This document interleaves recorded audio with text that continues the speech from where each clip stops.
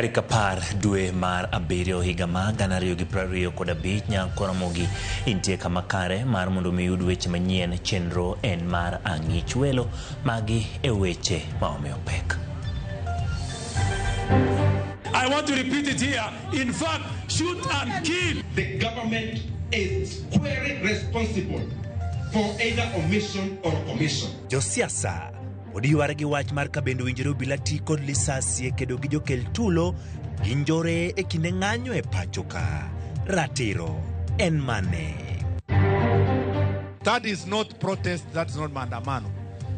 That was an attempted coup, an act of terrorism. Jatend migawo mar arita Kipchumba Murkomen pod omako chung'ni ne nitiere chenro mar temo loko sirikal ni kendo sani ok gidhidiemo wang'gi e kedo gi njore. Na hiyo wakati choo imeanguka, kuna watoto watatu waliweza kuanguka ndani ya hiyo choo. Nyithindo adek ma jonasari otho kaachiel pod imanyo bang' lwar e choo e skul mar Queens of Angels Uasin Gishu.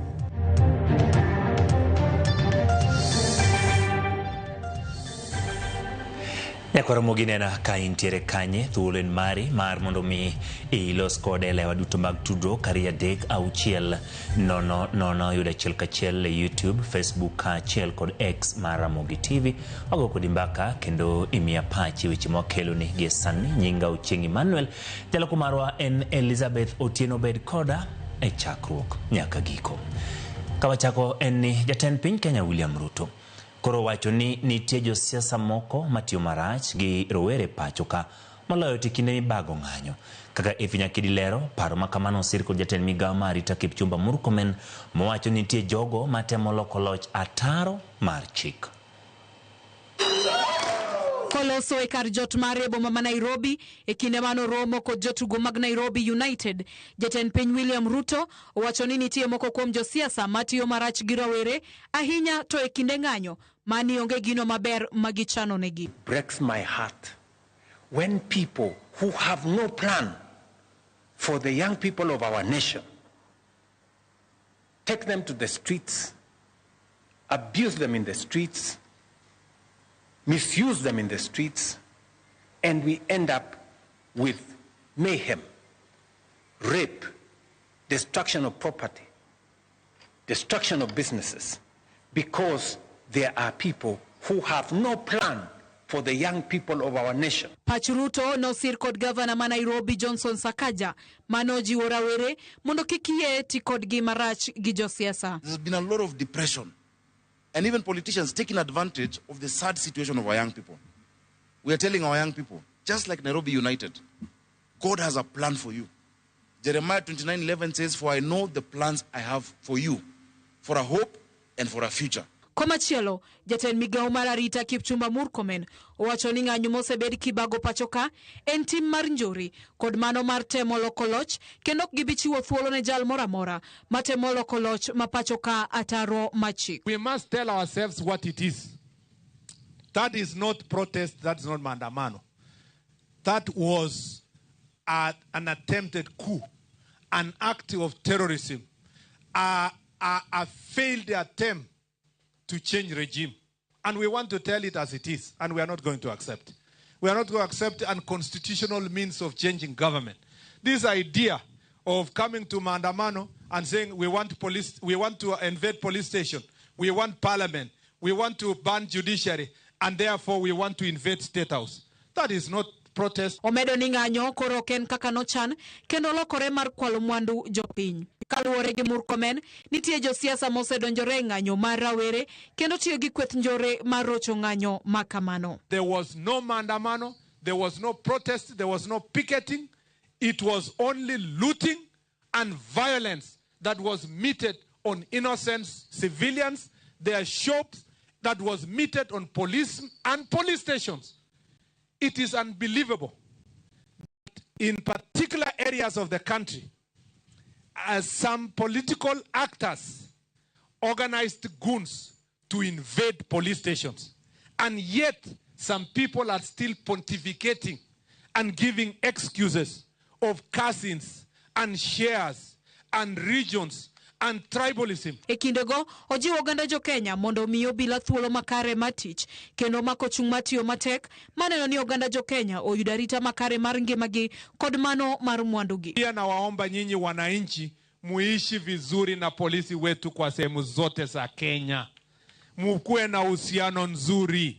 Mujue kwamba polisi ni watoto wenu. Hakuna mtu hapa, hata saizi nikiuliza hapa, kuna mtu anataka aandikiwe mtoto yake tukifanya recruitment kwa polisi? Nyinyi wote mtainua mkono. Mtaniambia hata ongeza hapa order.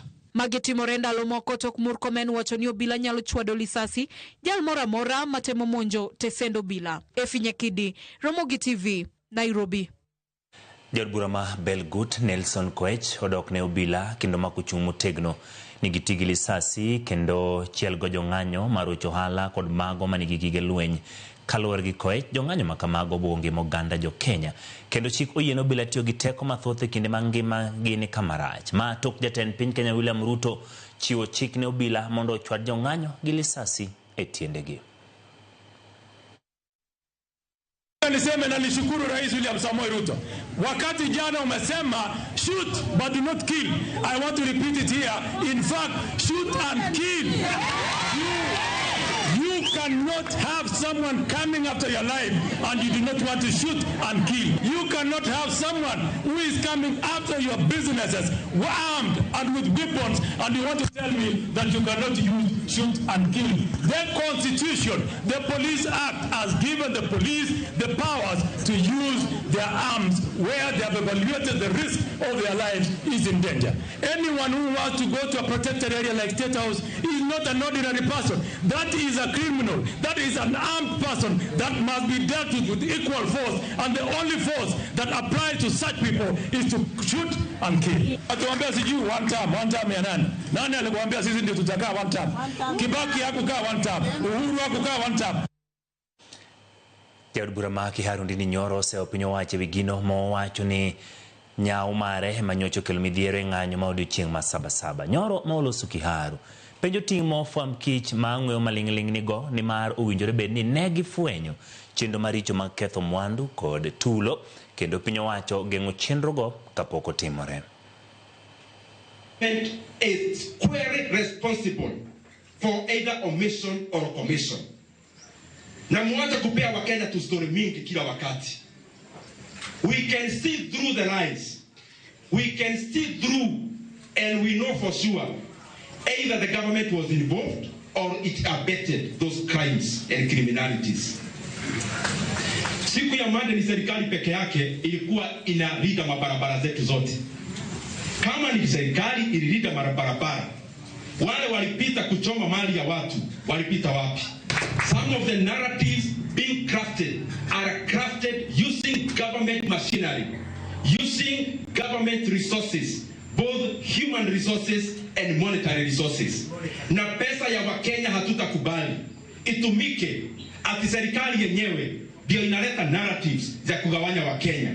Kama mtu anataka watu wagawanyike, aende agawanye kwake, sio kwa Wakenya. You have benefited in the past by dividing Kenyans. This time round, there is no Kenyan who will hate the other Kenyan for anyone to benefit.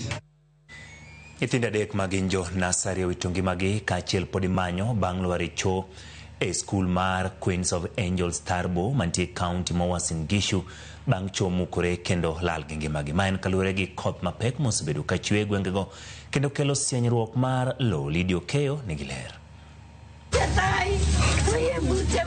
En ywak kod kuyo ne jonyuol e skul ma Queens of Angels e gweng' ma Tarbo e county ma Uasin Gishu. Jonyuol opong' gi lit karango ringre nyithindo adek mano ogol e cho mar skulno mano osinyore kendo nimo gi nyithindo kaluwore gi koth mapek mosebedo ka chwe alworano. Tumekuwa na mvua mingi sana kuanzia jana mpaka leo asubuhi that has caused one of the pit latrines at Queens of Angel kuweza kucollapse, na hiyo wakati choo imeanguka kuna watoto watatu waliweza kuanguka ndani ya hiyo choo. Tumeweza kuretrieve wale watoto tukapeleka Tarbo Hospital.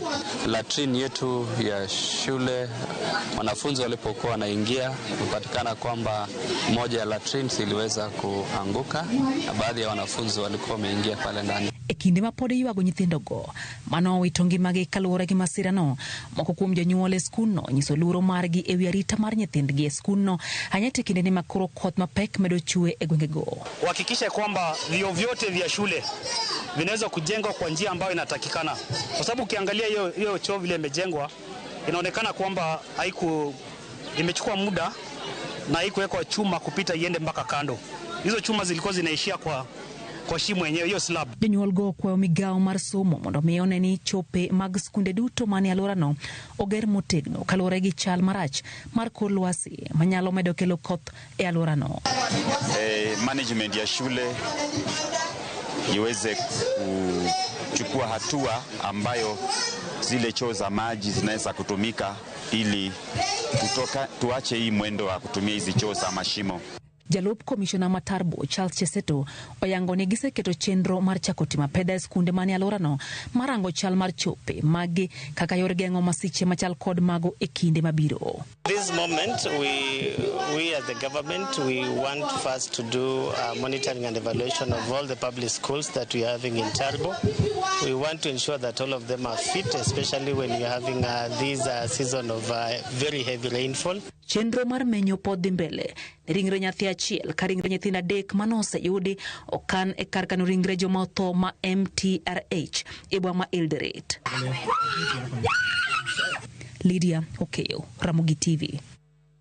Riwruok mar gavana oseyango ni kuom dweche 9 mokalo kauntis ma pacho ka ochoko omenda maromo bilion 45.9 achiel manyiso chopo geto margi choko osuru ma atamalo 53. Jakom mar riwruok Governors Ahmed Abdullahi kata kamano olero ni counties pod ni kod gope maromo bilion 172 ka county ma Nairobi kende ni kod gowe maromo bilion 115 maromre kod atamalo 70 mar gope duto. Kendo lero ni ma ikelo kod omenda ma chopo ne counties modeko kowuok e bad migawo mar omenda. Counties raised 45.91 billion in on-source revenue, achieving 53% of the annual target and improving by 11% from the previous year. Counties such as Tana River, Garissa and Narok performed particularly well, with Tana River exceeding its annual target by 72%. However, pending bills remained a significant concern. By 31st of March 2025, total pending bills stood at 172.51 billion, with Nairobi County alone accounting for 115.69, which is 70% of all pending bills. The persistence of pending bills was mainly attributed to delays in the disbursement of funds by the National Treasury. Ka wadhi nyime nok mar omenda na chiel kuom ohinga madito e lweny kedo kod tuo mar kansa e pacho ka. Koloso romo mar lalruok e kind jokanyo, jakom mar riwruok mar National Cancer Initiative Kenya, Laktar Timothy Olweny lero ni pok ginyalo duoko chien pek mikelo kod kansa e pacho ka moyo higni 10 nyaka ne chak duolno ka koro oluongo jokanyo kod jokenya duto mondo onyuak gi lwedo e lwenyno. Simfros Okinda nigi ler. Kata obedo ni kansa osebedo namba 3 e tuoche manego ji mathoth e pacho ka, jolony koro yango ni medruok mar jotuo kansa sani koro miyo chomo bedo namba 2 tok tuoche malandore kod tuoche kor. Kalore kod duol mochung' ne kwan e pacho ka, mano Kenya National Bureau of Statistics, ji ma kwan gi ohewo 44,000 iyudo kod tuo kansa ka ji moyo 27,000 wito ngimagi higa ka higa ne tuono. E romo mar lalruok e kind jokanyo mano bagi chieng' tich ang'wen okinyi, motelo ne romo magala moro mar kansa ma ibiro bagi e giko dweni, duol mar National Cancer Institute of Kenya koro wacho ni nok mar budget ma iketo negi osemono gi duoko piny pek ma kansa kelo e pacho ka. We are less than 30 people employed for a national organization. We have got approvals for having a staff of 257, right? But we have not gotten the funding. The Social Health Authority and the Social Health Insurance Fund, on paper, it is magnificent. In fact, on paper, it is supposed to cover the whole continuum of cancer care, right from diagnosis to treatment, to all of it until survivorship. But now we are saying whatever we are seeing on paper is not what we are seeing on the ground. Jakom mar NCIK, Laktar Timothy Olweny, omedo ni chiedh nade machielo en rem tiyo kanyakla kaka jochiw thieth, gima miyo jotuo ok yud ler ewi gima chando ngimagi. We have got too many occasions where you have people having duplication even on tests. You have seen patients, and me being a healthcare provider, I know you have got somebody who has a CT scan done in Nakuru and some lab tests, Then they'll come to Nairobi, and the people in Nairobi say, no, that was done there. We have to do our own. This is the kind of duplication and overlap which we have to avoid. And it's one of the things which the integrated healthcare management system, which is being championed by this administration, was meant to cure. Because if we can be able to have people seamlessly move from one healthcare facility to another, one healthcare provider to another, then we'll have some cost savings, but also we'll be able to coordinate the care better. Geno kata kamano nitiere kaluwore ni nitiere lokruok mathoth moseneno e thieth mar kansa e pacho ka kaka medruok kwan ute thieth kod masinde mag pimo kod thiedho kansa, yedhe mag chanjo, nonro wi geng'o kansa e kind weche mamoko. So over the last 1 decade there has been a lot of investment in cancer space. So there is so much that we, as a ministry, we as the National Cancer Institute have deployed. Look at the regional comprehensive cancer centers. They weren't here, 10 years ago. There are more patients now who are accessing cancer care in a decentralized system. As much as there are still challenges, but there is also, efforts that we got to appreciate. I'm very much grateful for this media breakfast. Romagala moro mar kansa ibiro bage kin tarik 27 nyaka 30 dweni ka oganda jiwo mondo dhie pimo mondo kaka achiel kuom yore mag kedo gi kansa. Simfros Okinda, Ramogi TV. Kwan ma nyithindo ma gamo kute mag ayaki pacho ka omedore ahinya e counties kaka Mandera, Wajir, Samburu, West Pokot kod Isiolo. Ma oyangi kinde romo ma obagi kod bad migawo marango tuoche mag nyacha kod kedo gi ayaki NASCOM. Romo mokelo kanyakla ji e sekta mar thieth mondo gitwag ewi kaka iduoko kwan ne piny. Judith Omondi lero mathoth. Thank you, Daktari. Migawo mar thieth ochako ayanga chenro mar kedo kod ayaki malandore e kind nyithindo ahinya to ma onyuol gi jonyuol man kod tuo mar ayaki. Kaluwore kod nonro mag migawo mar thieth, 97% mar Jo-Kenya man kod ayaki, 87% ema ochikore ter gi yath. Tim magikoni medo landruok mar ayaki e kind nyithindo. The majority of these children who get infected happen during the breastfeeding period. True or false? And it happens to who? Mostly to who? Those clients who drop off treatment. Iweyo muonyo yath cha, okiwe muonyo ne ng'ato, be okiwe muonyo ne nyithindi, iwe muonyo ni dendi in iwuon. To be giranga ne jomose dak ka muonyo yien, giranga ne story gi, gise dak marom nadi. Nitie jomose dak higni 30, nitie jomose dak higni 40, gidhi mbele.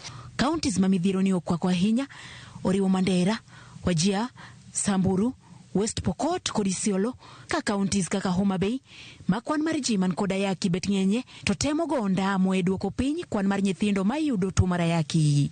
2015 ne wan at 16.8 to piny mangima dwani wadhi wabedi below 5% and below 3%.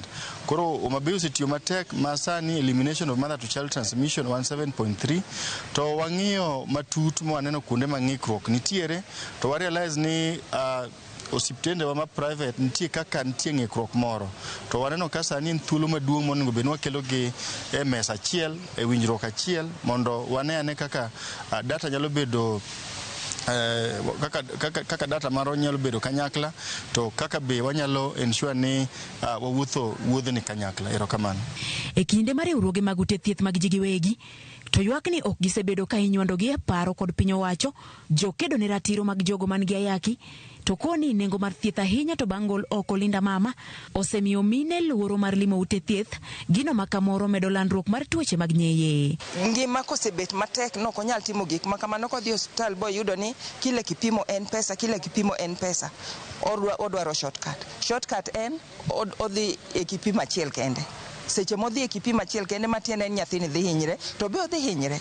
Iyudo ka mama ni ok nyal dhi clinics gite nikech kila pim ka pim en pesa, kaito bang'e obro wacho ni wadhi ariyo ayudo siling 400 kwa kamano ayudo siling 300 kwa dhi e kipimo achiel. Magi biro e kinde mabende sirne thieth kaka mag ayaki ne odok piny kendo luoro nitie ni lokruok e chiwo thieth nyalo bedie poni piny owacho kochanore kare. Judith Omondi, Ramogi TV. Yakora mogiro kamano kumedo kete chenro marangi chwelo ntie jogo ma loso kodero kamano bilo Derek ka iwuoka Conims Academy ka bond wachne noyo makare kendo weche manyien biro ni kako winjoro kamano kuom kete Ramogi TV. Jamtawo Dawasi Ramogi TV chopono maler kuka wasi bodero kamano Willis Odembe wacho ni Ching Manuel ne Ramogi TV aworo kako teke Kenya kaka luwere kod chike migolo mopogore ainyato kuchenro kod tiyo kod teko mokadho tong' kamano kuom kete Ramogi TV gin ji mathoth mabende ote magi kaendi Ching Manuel ni maler kan Kajiado Town agoyo mos jonyuol mawito nyithindgi e school Nyasaye mondo migi jip makende mano engineer Andrew Uma wuod Ayweyo Canteen kamano kuom kete Ramogi TV do ote mari makare gin ji ma opogore moro Emmanuel kaka piny owacho kumorach ka jotelo nyalo chung e mbele oganda kawacho ni obiro nego neg jonjore to jopiny bende pamone lwedo mano Fredo Suru wacho no gima piny owacho wacho no terwa kamarach ke jatelo nyal chung e mbele oganda wacho ni obiro neg jonjore to jopiny bende pamo mano Fredo Suru kamano kuom kete kandi Dori Nyasiaya iwacho ni ingi minu Rihanna gi Fidelis gi brother ni Dero Wuda Lego wacho ni Ramogi TV makaro kamano kuom kete kidi mabor nyakwara mga jwang wakao yuyo matin waduogo wadhi nyime gi chenro marangi chwelo.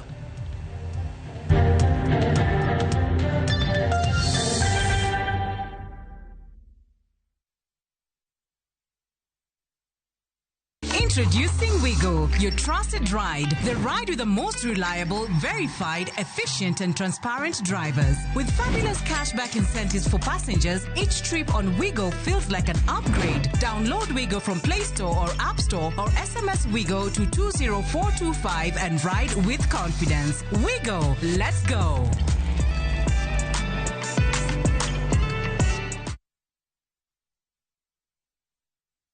All right. Listen up. Colgate is on a mission. It's kind of a big thing.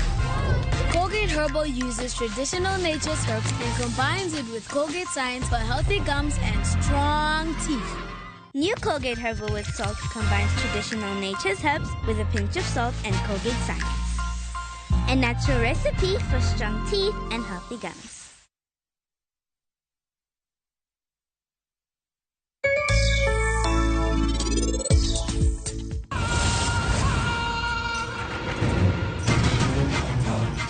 Nyako ineno dhot ma inidonjo godo kaini. Adwa ni lok toki mondi wuok kai kaka inidonjo no.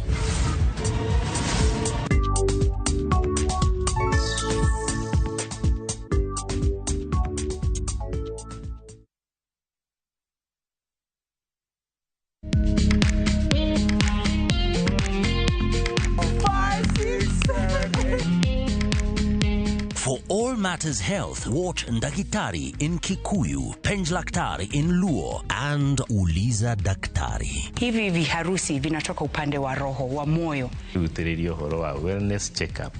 Tafadhali, enda uone daktari bingwa ya mama.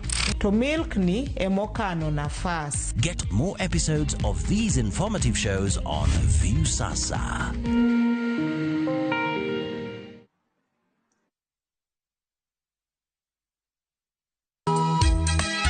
E piny ma ji dwaro ahinya bedo gi geno, nitiere kamoro ma yie manyien yudore. Bie chokruokwa ma juma ka juma mar Sabato mondo ilam Nyasaye kendo ipuonjri muma yo matut motenore kuom adiera mochwere. Paruru chieng' Sabato kendo ukete ubed maler. Nyasaye oseluongowa e kinde makende mar lamo. Kokalo kuom weche mamulo chunji kendo konyi sudo machiegni gi Kristo. Oganda manigi yie bedo joot kuom Kristo kendo luong mar tiyo ne jok moko. Injili ngima Sabato sari okinyi mana e Ramogi TV.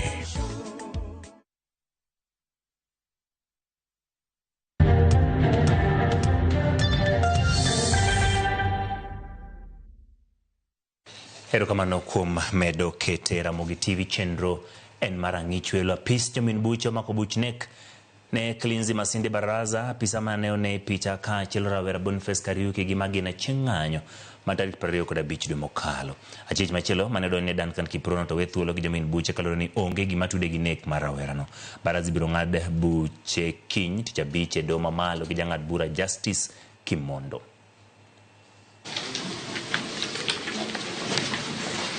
Orders be granted that my client be released. In order for reinstatement to his previous position. Oh, That's okay. Your Honor, on our side, it's safe to say that we should disapply. Following the information by the DPP, so the second respondent hearing will be set at liberty unless otherwise lawfully held. Furthermore, the first respondent will be remanded awaiting his arraignment before the High Court to face the murder charges that have been preferred by the DPP. So I hereby mark this file closed. Board matayo munisipal ma Homa Bay ogolo chik ne johala madukni gini genga paya mowuok e Homa Bay High School kadonji e kar thieth maduong' Homa Bay monodare kuonde alago kochopo ngeso jumane kaluwore gi chenro masani dhi nyime mar bero bomano moltene romo mar loch kor gwenge kata devolution conference dwe manyien. Board no ne ochiwo milome mandala beach ne johalago, kata kamano johala to nguru ni thuolo mane omigi tin ka Alia Beach miwaler.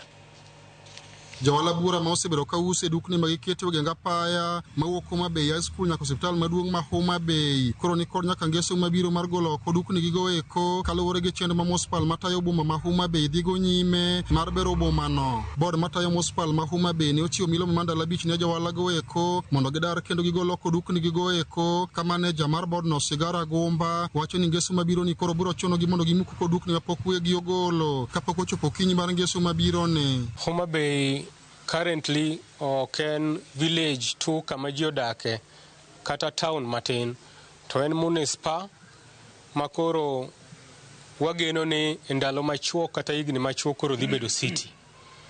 Wan gi plan as per the Urban Areas and Cities Act section 20 ne municipality omi teko mar ng'eyo kendo keto chik makare e yore mag dongruok mag structures duto kata gige biashara duto mitime municipality. On Saturday, men juma mos, nase wuoyo kodgi kate, structures gote gi gol kwa yari. Sigara wacho ni municipal matayo boma ma Homa Bay oseko kuonde ma johala go eko biro bedo kata e chenro mag ohala ma gisebiro ka gitimo e kuonde ma kore daro giego kane ojiwo johala go mondo yolo chikno. Mwalo ti industrial area ka nitiere kama ne waseyia mark land mamarwa kaka mar municipality ma waloso mondo in the next 2 weeks jogo mane wagolo ka to comply mokwongo comply waketo nyinggi e priority list alternative nitie to wan gi kama chielo nikech bang'e wadhi gero a big modern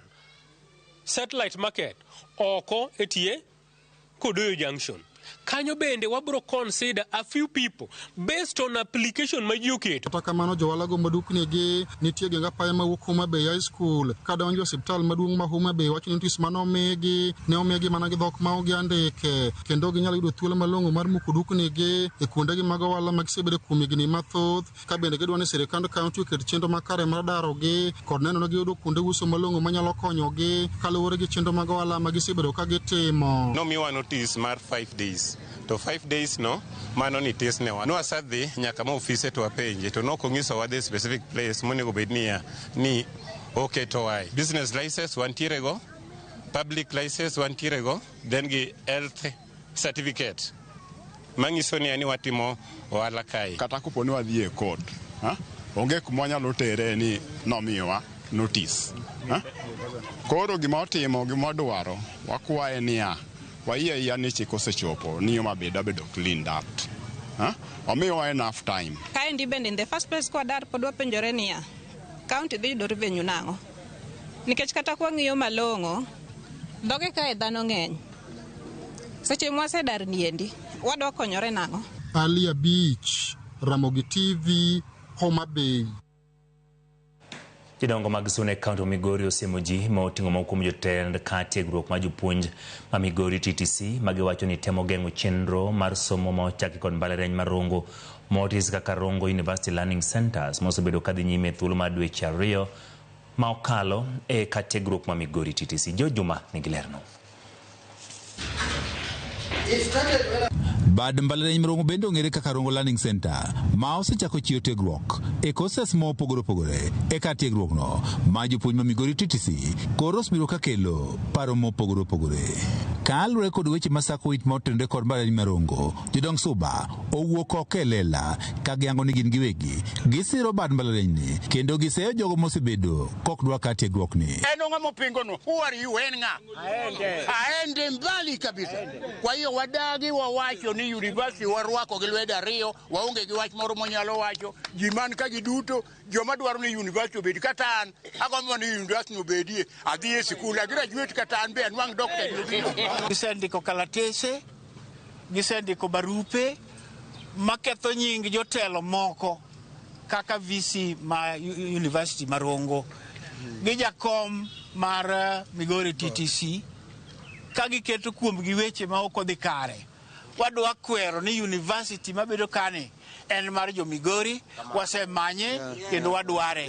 We don't want people from somewhere else to come and create for us problems that we have tried to sort out for so many years. Can everyone be told that Rongo University is going to be here whether someone like it or they don't like it? Jodong Suna gi kao tele kod ker ma Suba Jafeth Riogi wach ni yane gisitero kata kwayo margi ne migawo ma somo mondo kar tiegruok ni mar jopuonj ma Migori koro loki mondo koro bedi mbalariany mochung' kende. Leaders and the public will decide on where to put the college. Buro ng'ato ni college itero kanye. Koro okoningo bende ya ni ng'ato luor kaso tamo oganda maduong' mar Migori County mangima bedo gi dongruok. Students ginora kendo mondo awach ni gihero mondo university ni odhi mbele kendo gihero mondo wadhi mbele kaka wadhini. I want to urge those who are advocating for the university to be removed out of this place. If it is transfer, let them be the ones to go. Correct. Not our students to suffer again. Odunga Nyamusi ma achiel kuom jodak ma Migori wacho ni kata kaka tiegruok ni ma Migori TTC oloki mbalariany pod ok nyal tamo chenrogo mag tiegruok mag jopuonj mondo dhi nyime e kar tiegruok no. Ka wayudo university Migori ka en dongruok ne Migori County te. To bende awacho ni ya jogo eko matie Migori College onge ng'ama idhi riembe tich. Curriculum ma ipuonjo go nyithindo manie TTC ok dhi change ni university ni kanyo. Nitie kuma gidonje to joka bedhi mana gi margi. Jodong Suna gi wacho ne biro ma mbalariany e kar tiegruok ni ma jopuonj ma Migori TTC dhi medo kelo dongruok e boma Migori kaachiel kod jiwo chenro mag somo. Nyithindo mobiro kanyo kawo ni gin 10,000, mano ji 10,000 e market. Mano business omedore. So ne wakwayo gi muolo ni ya jogo mapingo wach mar college diuru mos. Nyaka sani bad mbalariany marongo kata Rongo Learning Center mantie kar tiegruok no ma jopuonj ma Migori TTC mane ochakore dwe mar 5 mar higani nitie kod kwan jopuonjre malo 200 matimo courses ma opogore opogore. George Juma, Ramogi TV, Migori. Dul ma choko osuru e pacho ka Kenya Revenue Authority okalo geto margi osuru mag choko iko omenda mar $24,000 $25,000 bang' choko maromo $2.57 ka geto margi ne $5.55. Omenda ma ochoki gani en medruok mar 6.8 kuok iko omenda ma piny Kenya ne pod ni kod midhiero mar dongruok mar uchumi. Cynthia Onyango miwaler. Osuru maduol ma choko osuru pacho ka Kenya Revenue Authority ochoko maromo $2.571 oketo ranyisi mar tieko hik omenda ma 2024-25 kod ranyisi maber kata obedo ni hik omenda mokalo ne ni kod midhiero makagi kacha bang' ka gichoko omenda moewa geta margi kod omenda maromo $16 makelo medruok mar 6.8 mohewo osuru manochoke higa mokalo mane romo $2.4. Medruok makama kata kamano obiro bang' duol machoko osuru pacho ka KRA kadho e pek e kor higa mokalo bang' paro mar chik mar omenda ma hik omenda ma 2024 manowit oko nokelo pek kod ng'ikruok e choko osuru, ywaruok mar chike mag timo ohala e piny ngima mong'ere kaka global tariffs kaachiel kod pek e yore kawo hola e bengi bang' moko kuom bengi mag hola ng'aw malo nyinyo e wi hola maggi. Osuru mar tero mwandu e pinje maoko nodok chien kod 2% ahinya to e mwandu mag chai kod kahawa e kinde ma mwandu madonjo pacho ka nomako chichgi e okang' mapile. KRA kata kamano oyango ni timo margi maber e yore choko osuru en kaluwore kod lokruoge motegno kendo mabeyo mag chenro maggi moting'o choko kokalo e lony manyasani mar mbui kaka eTIMS ma odino rode mag kuo kod lony ma otisi ni AI ma osekonyo e menyo mwandu madonjo e pacho ka. Kenya Revenue Authority bende oyango ni medruok makama okel kod yaro lach mar joma ikawo osuru kuomgi ka e kinde ni omenda maromo bilion 24.9 wuok kuom johala kod jogo mayande ok chulo osuru. Bende omenda maromo bilion 14 owuok kuom chenro manyasani madhi nyime e mbui moting'o ohala e mbui ka tudruok mar KRA kod weg kembe mag opunda bende ojiwo solro margi. Yore makare mag choko gope mag osuru bende okonyo duol mar KRA choko omenda maromo bilion 141 ka chenro mar fungruok goyo jogop osuru fwai mong'ere kaka tax amnesty okelo omenda maromo bilion 29. Kenya Revenue Authority owacho ni gichano dhi nyime kod tiyo kod lony manyasani jiwo yore choko osuru kod neno ni oganda jo Kenya obedo kod yore mayot kendo moriere e konyo chiwo osuru maggi. Cynthia Onyango, Ramogi TV. Kuyo okwako gweng' ma Kathera mani Mbere South kaluwore gi tho mar rawera ma jigni 16 ma yangore ni nyocha otho e ng'anyo ma odiochieng' ma sabasaba. Kaka jafombo marwa Lilian Abeta lero familia ma jopuonjre no seubila e wi nek mar nyathigi. Lit gi kuyo okwako gweng' ma Kathera e Mbere South e kinde ma familia moro ywago tho mar nyathigi Benedict Mudhoni ma jahigni 16. Rawera mayango ni obila nyocha ogoye ng'anyo ma sabasaba e boma ma Kiritiri magikone otho. Mudhoni mana en japuonjre e sikund sekondar Magitirari yango ni nyocha orado gi tho mare ka odhi dala doko momenda mag somo. Na hiyo ni vile alikuwa na kambala shule, sasa hakuenda juu, alikuwa ameambiwa aende na pesa, na mimi nikamwambia angoje nipate pesa ndio nimpe aende Tuesday.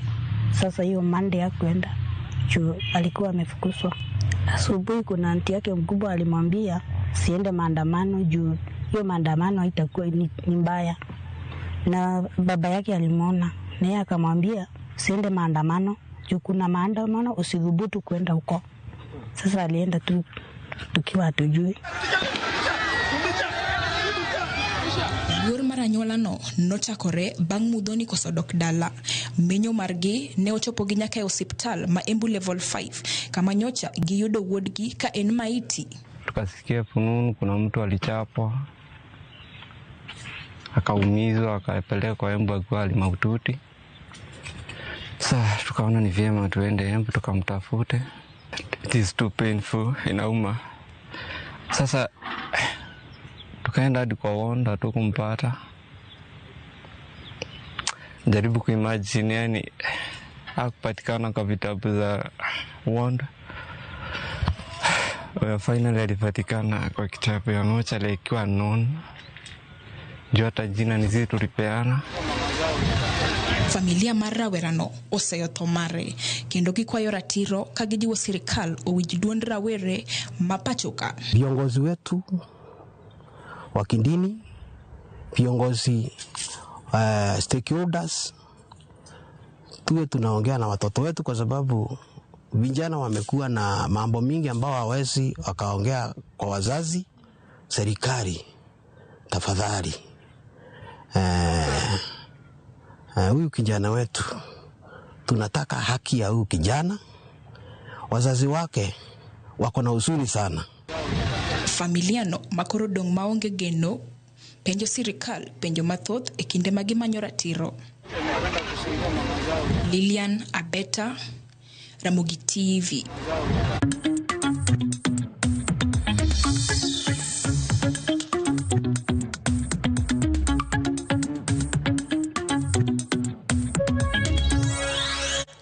kuom jopur e kaunti ma Siaya ywago rach to kod nok mag chiro mag mwandu mag puodho e kaunti no magiwacho ni kelo kod nok mar kembe minyalo tere mwandu machunogi mondo mi gimany chiro e kembe mawuok e counties mamoko.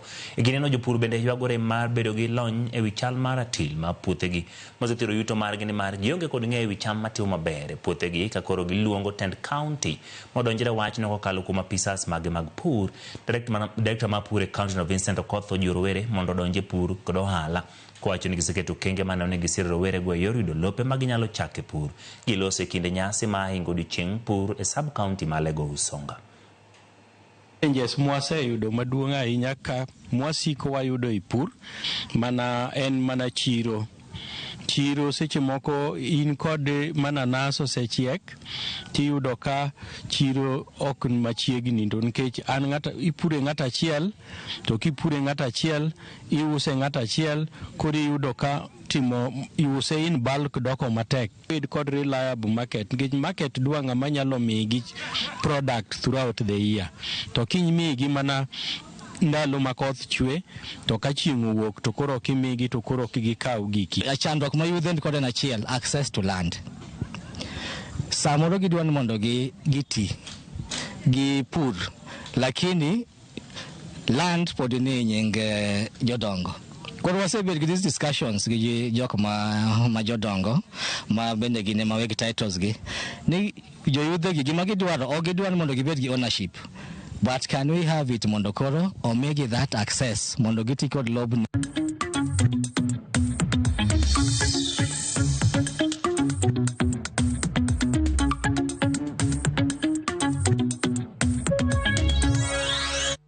Ekoromogi wakao hiyo matin kwa wadogi weche mag tuke.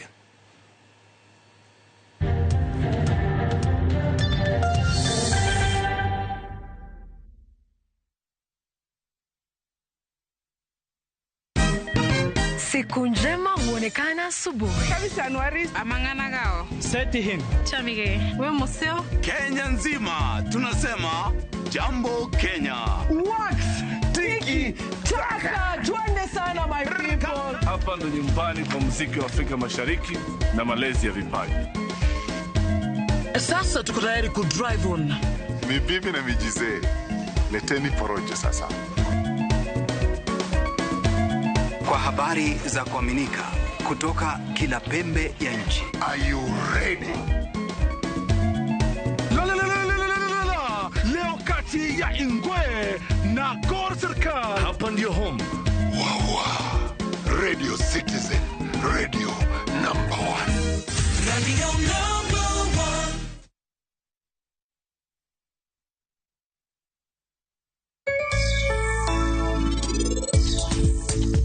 Kiki nena ni pesa ng'ato cha maber nini dwa chamo basto tiyo ne molil. Koro wan sini iko ne ko maber kodhi to dhi mi osiepne namba. Osiepne cha bende ko biro iko ne maber obendo dhi mi osiepne machielo namba.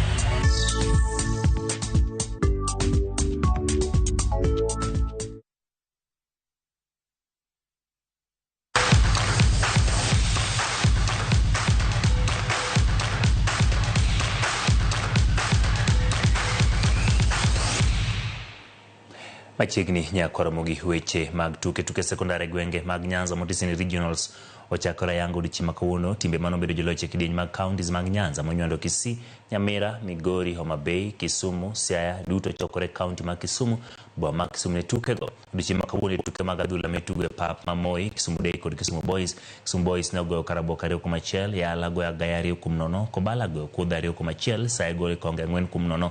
Gekendo yor Rapogi 3-0 tim nyiri manyakach ne oporo kuom Saya 3-1 tok ne goyo Jera 4-0 e Midhiambo. Timba adhula mar Agai ne oyudo loch mare mokwongo kolewo Rapogi 4-1, Kayala goyo Gekendo 1-0.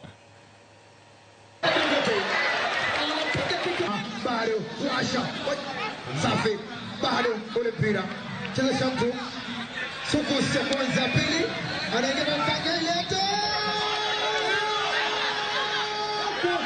kisa kama mgongoni tari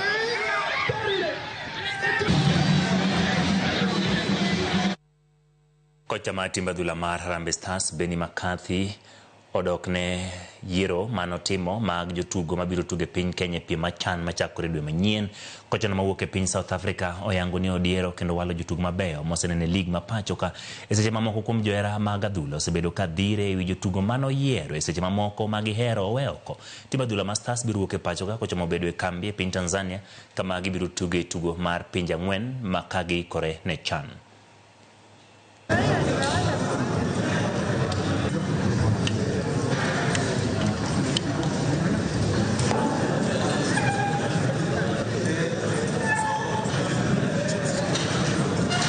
Kwa sasa tutatoka tukiongozwa na kikosi chetu.